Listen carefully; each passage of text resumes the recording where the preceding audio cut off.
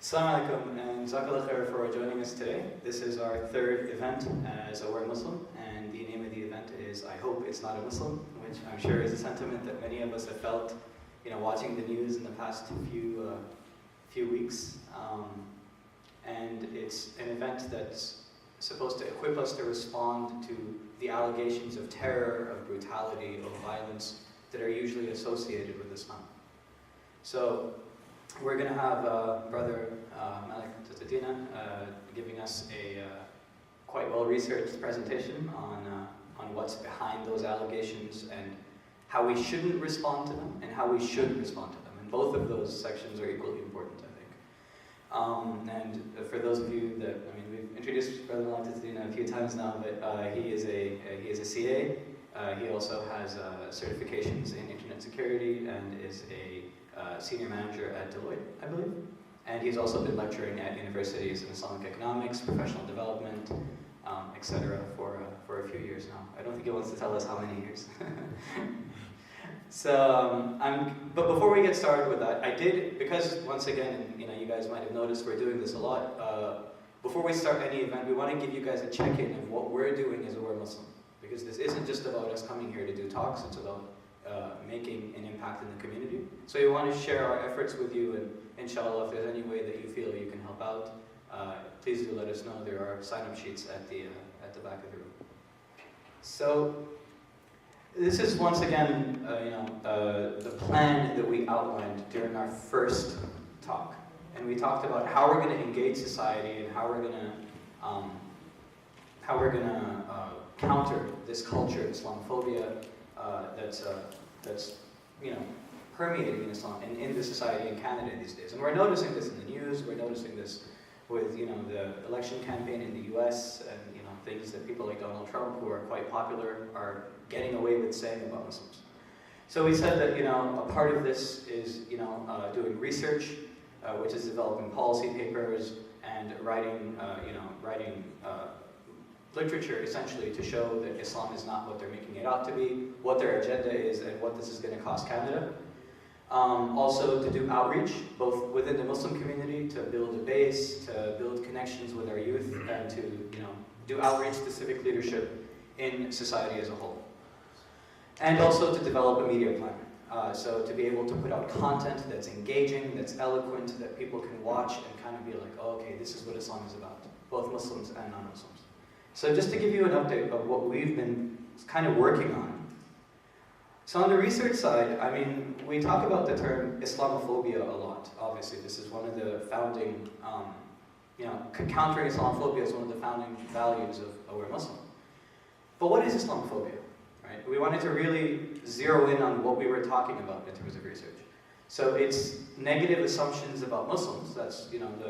That's what most of us think when we think of Islamophobia. Oh, I'm a Muslim, it'll be harder for me to get through airport security, I'm going to be assumed to be violent or hate women, or et cetera, et cetera. But it's not just that. There's a larger context to Islamophobia that's a bit more historic than just considering you individually as a Muslim to be violent. And this larger narrative is being dismissive and having a simplistic view of Islam as a civilization. Right? What do I mean by that? Muslims, Islam is more than just an identity for us individually. It's more than just a ritual worship that we do or individual actions that we take in our community. One of the core values of Islam is for us to be together, for us to build a society together, build a civilization together, have systems with which we organize ourselves economically, politically, socially together. And what has happened in the context of Islamophobia is that they don't just attack Muslims. They say, oh, Muslims are okay. Muslims, they're not all bad. They don't all want to kill everyone. I had a drink with a Muslim last week. He's fine. But what they want to attack is the ideas of Islam, especially the collective ideas of Islam. They want to attack our history. They want to associate our history with, being violent towards women, being violent towards outsiders, being barbaric, having nothing to do with a civilized culture.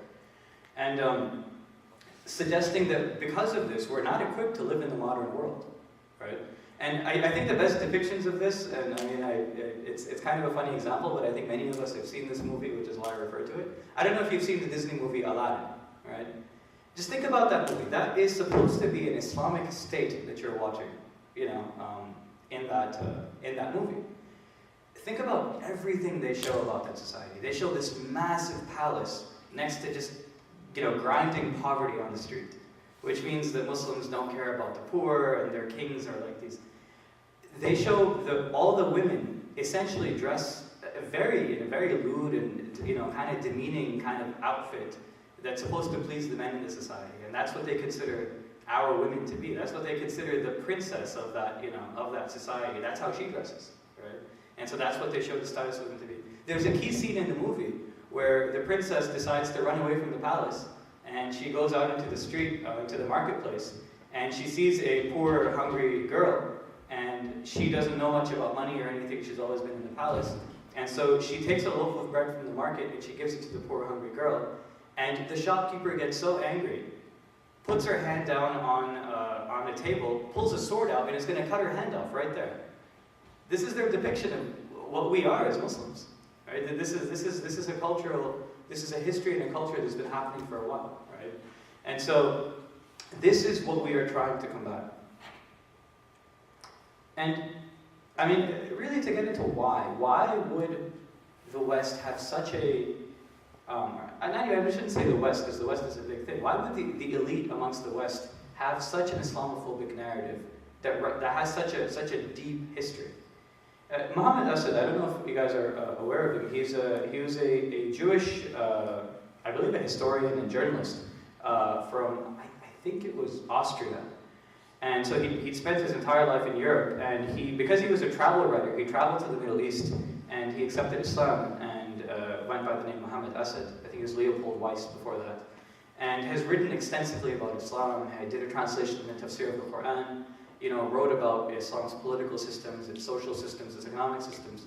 And he was talking to a friend about, in the introduction to his book, Road to Mecca, he writes about a conversation with a friend he's having about why the West particularly seems to have this hatred of Islam when it doesn't have that same hatred for Buddhism or Hinduism or any of those other Eastern religions that they kind of have like a, you know, fascination with.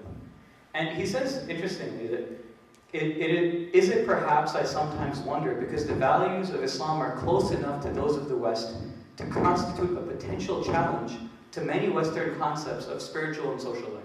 Now, what he means by close here is not that they're close in terms of they're the same. What he means is that both the Western system of civilization and the Islamic system of civilization are complete systems of civilization. They all have answers to spiritual, moral, social, economic questions that they believe are correct and that they apply. This is not the case for Buddhism and Hinduism. So when they see that Islam has answers like that too, it's almost as if it's like a threat to them. It's an existential threat to them. In the sense that if Islam has those answers and we have those answers, then maybe we're replaceable. And that's what creates that deep sense of paranoia and that need to say, well, no, their values are totally wrong. They're not an answer. They cut people's heads off for feeding poor girls. Like, look at them, right? And so this is kind of the narrative that gets built. So our civilization, with its high morals, its high values, it poses a threat to their current system, so they have to dismiss it somehow. And once again, we're not talking about, you may talk to your, non-Muslim coworkers and talk about Islam, talk about even the systems of Islam or Sharia. We're not saying that it's Islamophobic to disagree with Islam or Islamic systems. Of course not. I mean, you can have a disagreement about Islam and we can talk about it. But this kind of dismissal, this kind of lying about it, and pretending it's just all barbarianism, when Islam is, contributed so much to the science, the economy, the sociology, and just the structure of the modern world as it stands, to completely ignore that and say, oh, this is just, this is craziness. That's what we're saying is Islamophobic. And this isn't just something that is intellectual, this has physical and violent implications. If you guys remember Anders Breivik, the guy who shot up that island in Norway, of course he wasn't a terrorist, he was mentally ill, because he's not Muslim. When he was writing his diatribe against everything, socialism, kids, Muslims, all that, he referenced Robert Spencer 50 times in his diatribe. I don't know if you guys know who Robert Spencer is. He's the founder of a website called Jihad Watch. And he basically he says, oh, I don't hate Muslims, Muslims aren't the problem, Islam is the problem. So he wants to talk about Islam intellectually, right?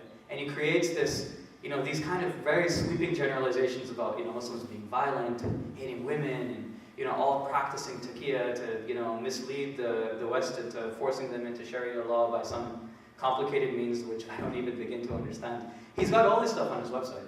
And someone who becomes so angry at that the reason why he shot up that island was because they were supporting, he saw them, that island summer camp, as being supportive of immigration, and he was against Muslim immigration, and that's why he resorted to violence. Chris Kyle, American Sniper, I hope none of you saw the movie because it was absolute propaganda, but he's someone who's killed many, many Muslims in Iraq. He was an American sniper there. And he brags about killing more than 100 of these, what he calls savages. And he quotes, I don't shoot people with Qurans. I'd like to, but I don't.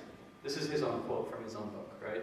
And so this culture of dehumanizing and making Muslims barbarians and thinking that we don't have a civilization and that we're barbarians, this is what creates people like Chris Kyle and Anders Breivik as well. So this actually does have real implications. So that's something we're doing in terms of research. If anyone is interested, once again, in helping us kind of find more research for this, writing for this, and helping us articulate these concepts to non-Muslims who don't want this kind of hatred to be spoken in their name, who don't want Muslims to feel uncomfortable in North America, and who want to consider alternatives to the way they're currently organizing their society, definitely this is something that we need your help with. I want to give you a taste of what we were working on. There's other research questions you guys can bring up as well. In terms of media, so once again, we do have a website. It is currently in progress, so we're still kind of figuring out how we're going to design it. We have our events up there with our YouTube page, and we have a Facebook as well, which I'm sure many of you have seen. What we need help with in media specifically is people who can develop content. We need writers, we need people who can write scripts, we need people who can shoot videos, we need people who know how to use Photoshop, who can make infographics. This is, if we really want to get our message across, yes, of course, events like this are helpful, but they're not enough. We want people who may never come to a masjid, who may never go to an event where Muslims are running it, who might just want to research something on Google and watch some really good content that dispels their myths about Islam and gives them the dawah to Islam as well. So that's something we're doing in the media front. Once again, if you guys have any ideas, please do reach out. Finally, is our outreach department. Now, this is something we're going to be talking about quite a bit during this presentation, so I'm just going to give you a brief overview right now, and this is something we talked about last time as well. We've developed, a lot of people who've been involved with it, who are Muslim, we have some experience doing dawah to non-Muslims, and we have some experience trying to address issues that non-Muslims ask on a regular basis. And so, what we found is that there was a very heavy concentration of the questions we get as Muslims is not, why do you believe the Quran is true, or how do you know that there is a God? But it's, hey, what's going on with this terrorism thing? Or, hey, why are women oppressed in your religion? Or, hey, I don't understand why ISIS gets to call themselves Islamic and you say they're not, but then who's correct? Questions like that, right? And so we thought that we need a model that allows us to respond to those questions. And so we created what we called the 4C model. Connect, correct, challenge, and convey. The idea is, if someone asks a question, they say, why are Muslims, so violent? You connect with what they're trying to say. You say, I understand you have war violence, I have war violence as well, I know what you're seeing in the news, it makes me sick as well. So you create that level of sympathy where you don't make them feel bad or stupid or hateful for asking the question, even if it is a stupid or slightly hateful question. Then you correct their view. You say, well, if we're going to talk about violence in Islam, let's talk about it and give them the correct understanding of what, how Islam, structures how it responds to violence and how it responds to aggression. And Brother Malik will inshallah get into a bit more of that. Then you challenge, which is that once you've corrected their perception of Islam, what you want to do is you want to go further. You want to say, well, if we're really going to talk about violence, let's talk about violence. Let's talk about all violence. If you really have an issue with the taking of innocent life, let's talk about what is causing the death of innocent life on a mass scale.